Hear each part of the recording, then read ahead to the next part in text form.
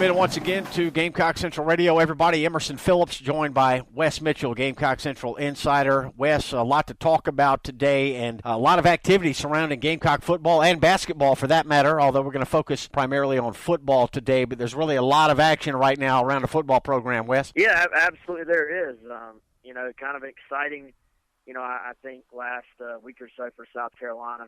Offensive coordinator hire Brian McClendon being made official last week, and then the Marcus Lattimore news breaking today, and press conference tomorrow, and some more official announcements on coaching contract information as well out there. So it should be an interesting Friday that got kicked off today with the Marcus Lattimore news on Thursday as we're recording. Yeah, we're recording on this Thursday, and Wes, the Board of Trustees has called a meeting for 10 a.m. tomorrow. That'll be Friday morning to discuss coaches' contracts, and it looks like Muschamp might be getting an extension, and maybe some of the assistants will get their contracts reworked as well. Yeah, they will. I expect lots of raises to go out. From what I've heard, Muschamp's new contract will probably run, I think, to 2023 potentially is something I've heard thrown around. I don't want to say that's necessarily a fact, but I've heard that thrown around, that he'll get an extension till around then, that he'll get a raise. And also, I feel comfortable saying that Travaris Robinson, the defensive coordinator, is going to get a huge raise and an extension. I expect for T-Rob, as he's called, to join the millionaire club as far as making over $1 million per year as a coordinator, something that's been expected for a while now, and something that frankly South Carolina, needed and had to do because, you look at the landscape around college football, you look at other schools like Florida State, Texas A&M making plays for Travaris Robinson. South Carolina's gonna keep these young, talented assistants on staff. This is the type of thing you have to do. Yeah, and a raise well earned, I would say, by Travaris Robinson and all the Gamecock staff. Wes, you look at the improvement the Gamecock defense has made in the couple of years that Travaris Robinson has been heading up the Gamecock defense, and the work that he's done on the recruiting trail as well. It sure looks to me like T-Rob is fantastic assistant coach, and I was talking with somebody about this recently, Wes. Your people are your program, and right now the Gamecocks appear to be in really good shape with a good young staff.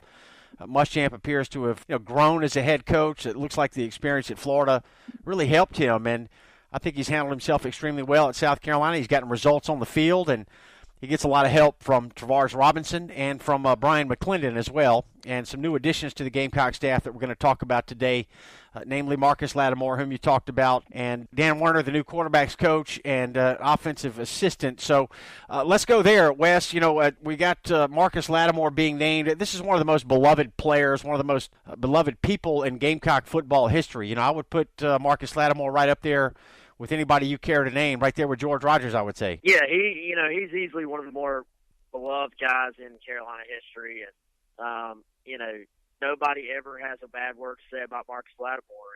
And I've been digging a bit, and this thing's been in the works for a while. It did finally come to head today when the guys at WatchFox.com got Marcus Lattimore on the record about everything, and certainly a good job by those guys. And I think that this role that they have sort of developed for Marcus Lattimore, from what I've been told, kind of has been tailored to fit what Lattimore brings to the table, so to speak. It is an off-the-field role, which means he's not, one of the 10 on-field assistants, but basically he's going to be under the umbrella of the Beyond Football program, which is Muschamp's sort of initiative to help guys, both while they're at South Carolina, sort of handle off-the-field issues. But then once they're done with football, sort of be better prepared to handle life without the game of football, and all these guys think they're going to the NFL when they leave high school.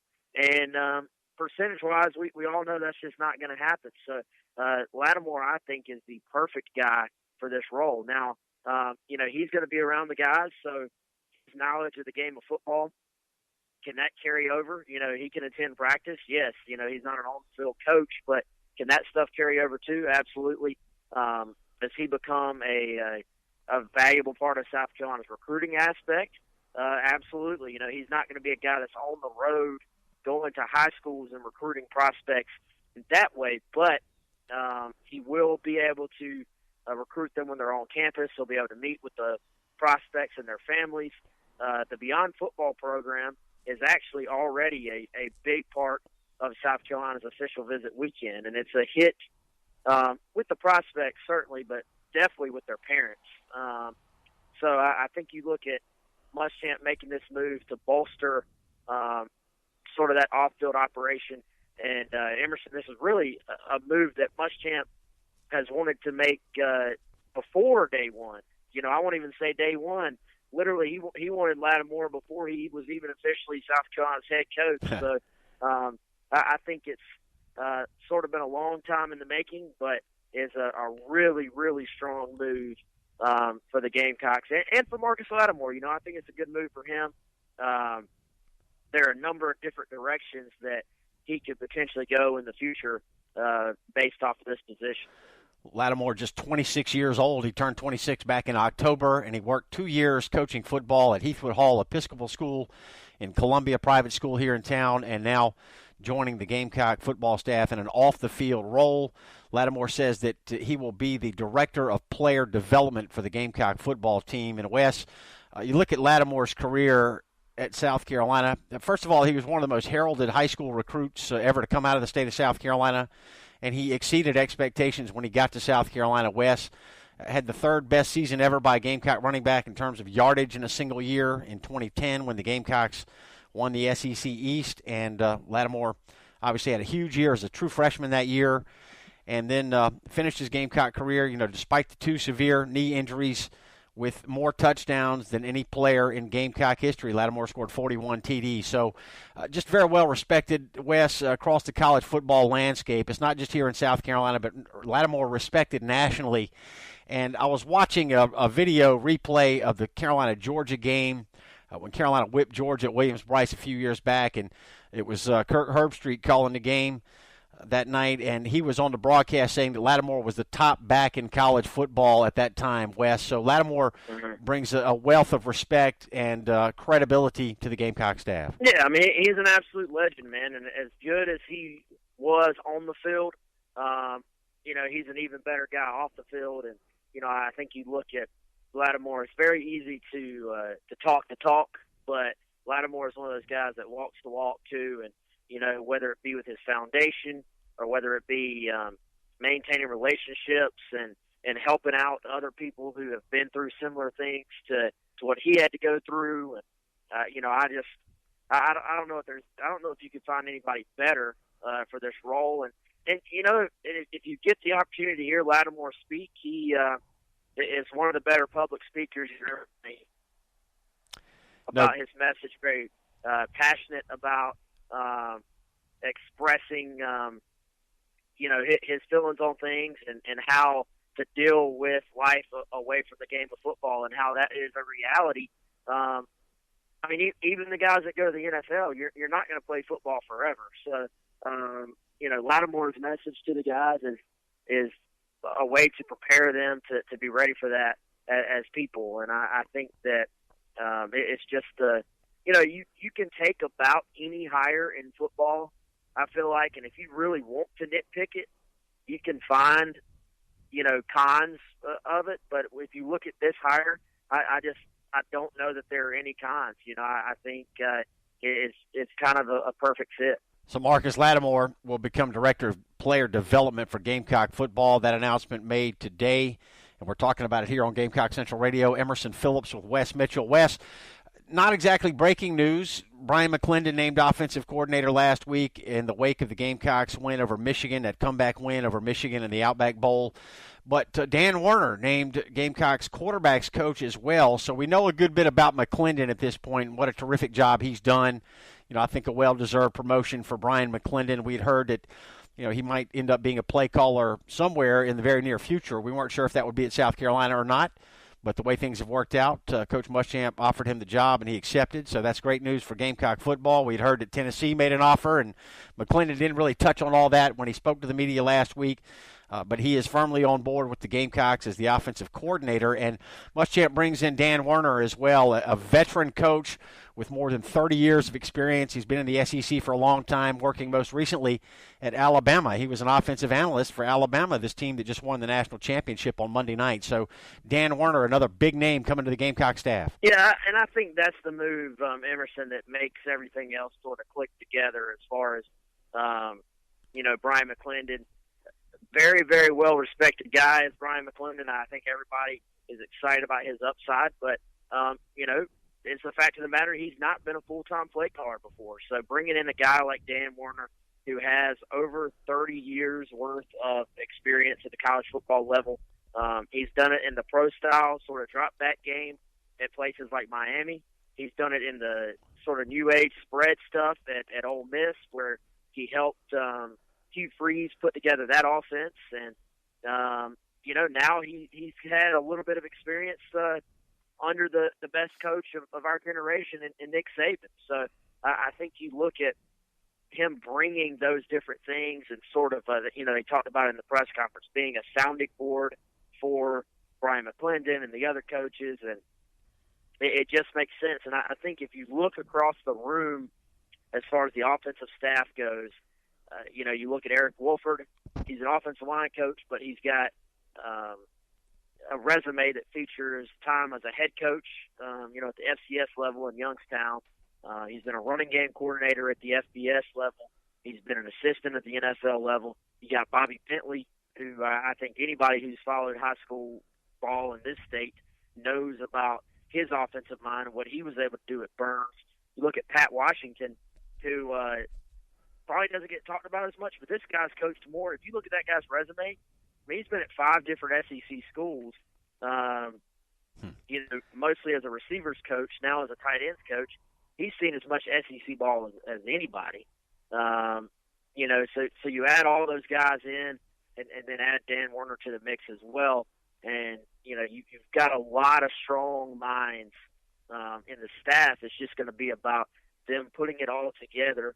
And I think Werner is the one that sort of helps them to take all the ideas and put it into a system that can sort of work off of each other. And you want for your plays to complement each other, basically. You want your whole playbook to have plays that work off of each other. And I think that Dan Werner is a big part of that. So Dan Werner won the national championship with Alabama on Monday night and started his new job as South Carolina's quarterbacks coach on Wednesday. Just 2 days later, he was in Columbia and on the job for South Carolina. So, Wes, Werner coached Ken Dorsey and Brock Berlin, quarterbacks at Miami. He also worked at Ole Miss as offensive coordinator and had some record-setting years with the Rebels, with Bo Wallace and with Chad Kelly at quarterback there. So, like you said, a sounding board for Brian McClendon, and it really looks like the Gamecock staff is in good shape. The program as a whole feels like it is in really good shape in terms of trying to get back to national prominence,